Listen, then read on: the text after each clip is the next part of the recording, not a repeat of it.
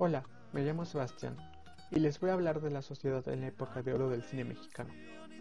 A lo largo de la historia, el cine se ha considerado como un medio de comunicación masivo e influyente en la sociedad, no solo porque muestra diversas culturas, ideologías, idiomas, entre otras, sino porque también permite que la imaginación y la creatividad sean una herramienta esencial para la transmisión de mensajes. Hace más de un siglo que el cine llegó a México, dentro de un contexto impuesto por Porfirio Díaz, en el que su lema era orden y progreso. Buscaba fomentar el desarrollo económico del país, razón por la cual impulsó la industria cinematográfica, la cual funcionó como un trampolín para la posterior consolidación de un sector industrial solventado por el Estado. De hecho, la primera figura pública en aparecer en una escena fílmica fue Porfirio Díaz.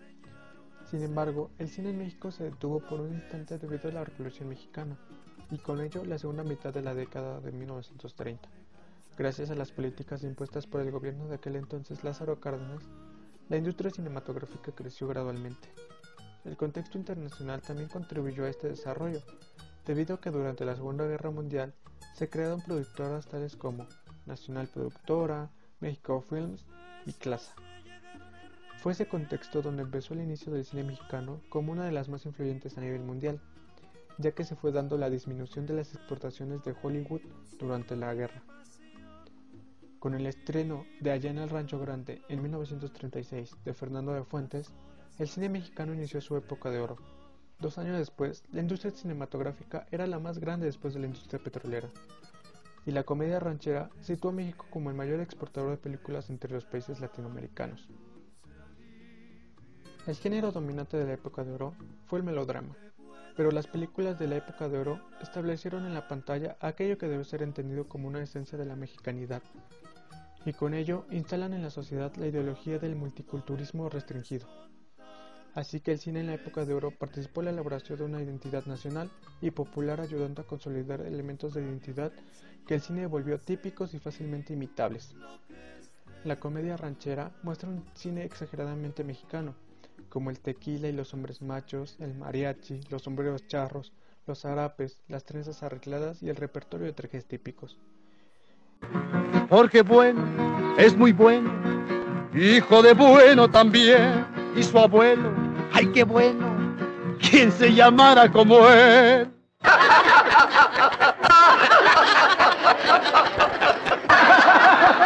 Échenle, pero más arriba.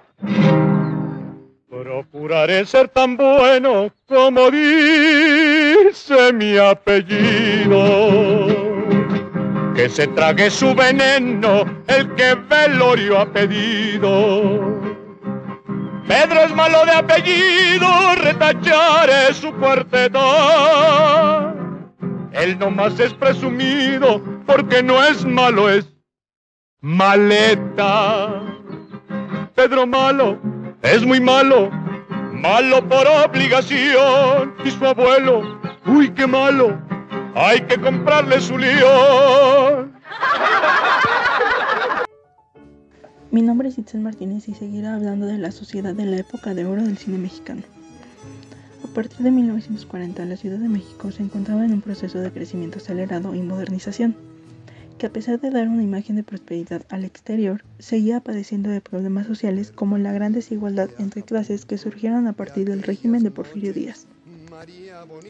Desde las primeras películas filmadas en México, aparecieron los pobres representados en papeles secundarios, ya fuera como sirvientes o personajes fugaces.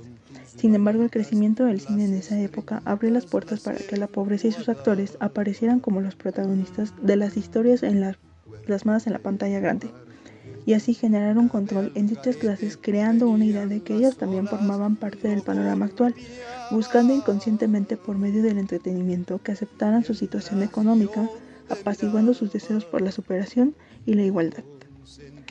Con ello, los valores que el cine proyectó en la pantalla cumplieron la función de presentar estereotipos con los que el público podía identificarse, y al mismo tiempo fueron guías de comportamiento del lenguaje, de costumbres y de prácticas culturales tales como las relaciones de parentesco, la maternidad, el adulterio, el machismo, la belleza como feminidad, la pobreza sobrellevada con honradez y la riqueza entendida como desgracia. El cine mexicano de la época de oro contribuyó a la instalación de todo un sistema de valores, que de una u otra manera permiten hasta hoy en día sostener el orden establecido y los intereses de la clase dominante.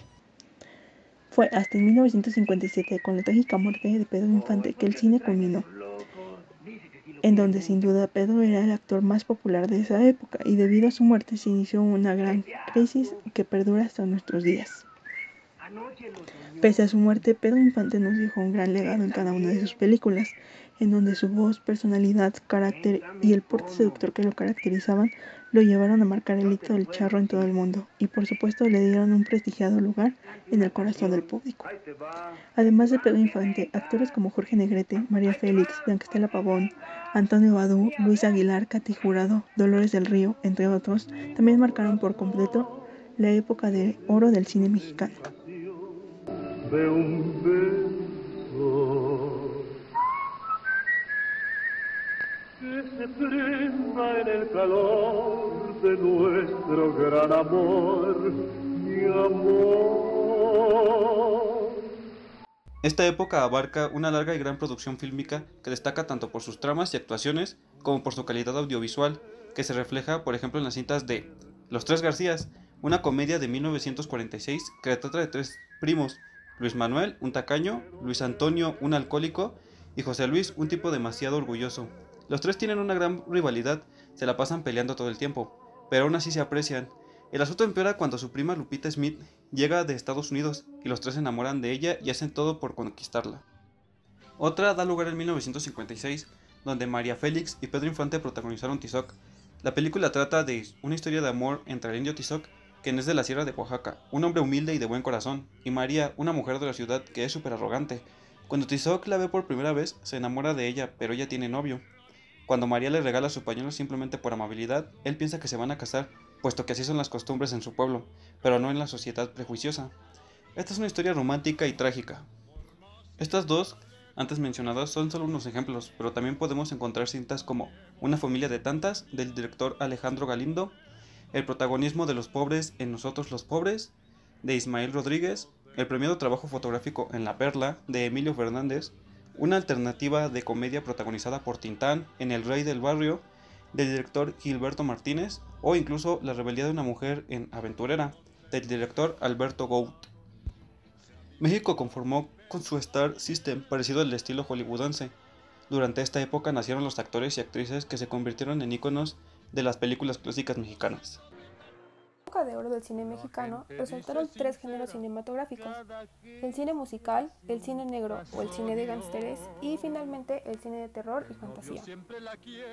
El cine musical en México estuvo representado sobre todo por el llamado cine de rumberas, una curiosidad fílmica exclusiva de México.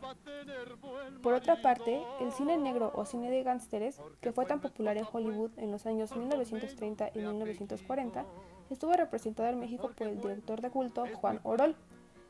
Inspirado en este popular cine de gángsteres y en figuras como Humphrey Bogart o Edward Robinson, Orol creó un universo fílmico y un estilo muy peculiar al mezclar los elementos clásicos del cine negro con el folclore mexicano, los ambientes urbanos y cabareteros y la música tropical.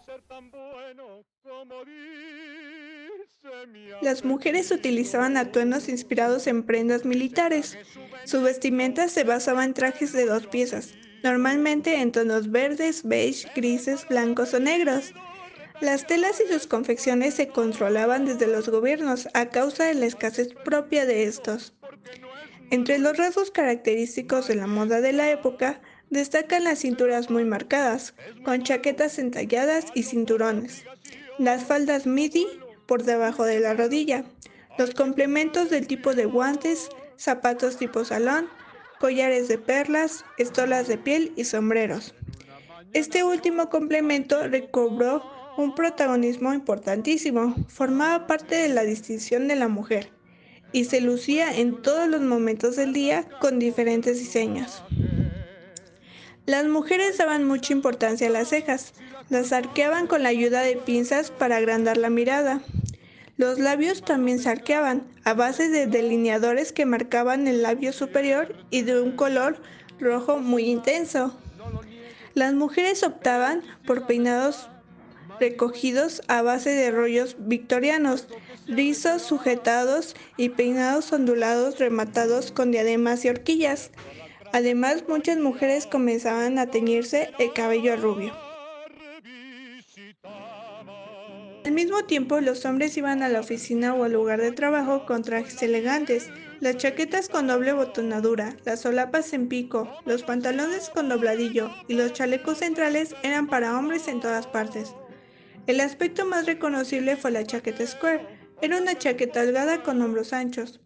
Las corbatas anchas y cortas con grandes estampados llamativos debían tener un nudo de Windsor. Los alfileres eran imprescindibles, y la camisa blanca también era un elemento básico. Los zapatos y sombreros no vieron muchos cambios durante la década. Los clásicos wingtips, que eran populares desde los años 20, se mantuvieron como lo que llevaban los hombres bien vestidos, y los fedora como los sombreros con los que se remataban el atuendo. Además, más hombres utilizaban los tirantes y cinturones de piel. Las medias de la década fueron confeccionadas en lana, algodón o mezclas con rayón. Durante los primeros años los colores eran oscuros, pero a partir de la terminación de la guerra, al igual que las corbatas, aparecieron en todos los colores, con diseños a rayas, escoceses o elementos del Art Deco. Los resortes no los sostenían en su lugar, por lo que usaban aditamento. Los años 40 trajeron consigo una vuelta a muchos aspectos de la vida religiosa. El número de las personas que asistían a misa aumentó, se construyeron muchos edificios religiosos y subieron todos los índices relacionados con la práctica religiosa. En 1942 estaban en pleno apogeo las nuevas misiones populares dedicadas a la cristianización masiva, que continuarían funcionando durante más de una década. Estaba muy mal visto trabajar en el campo los días domingos, incluso llegando a prohibirlo. Los que antes eran indiferentes ahora oían misa y observaban ciertos ritos, ya fuera por presión, por conveniencia, por convicción o por un nuevo sentido del conformismo social. En la religión se creía que las mujeres no se podían subir a las bicicletas por modestia y recato femenino. No se permitía que los novios se abrazaran o se tomaran de la mano, ya que eso, según la religión, era un daño de la decencia pública y peligro de tentaciones impuras para los mismos actores y para los jóvenes y niños. Sin olvidar que ambos géneros tampoco podían bañarse juntos, y en cuanto a los bailes, ciertamente les eran indiferentes, es decir, ante sus ojos no eran ni buenos ni malos.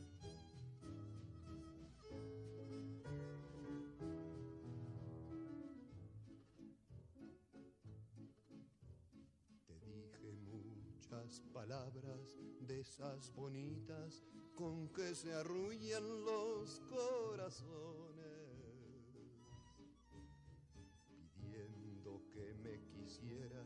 Que convirtieras en realidades mis ilusiones.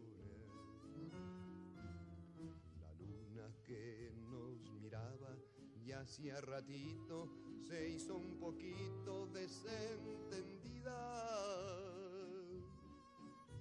Y cuando la vi escondida, me arrodillé pa' besarte y entregarte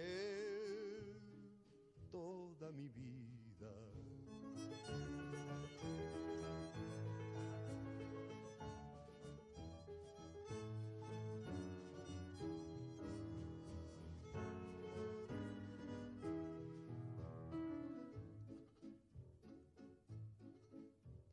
Amores habrás tenido, muchos amores, María bonita, María del alma,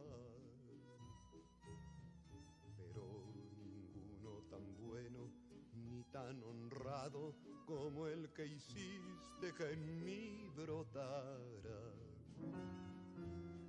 Lo traigo lleno de flores para dejarlo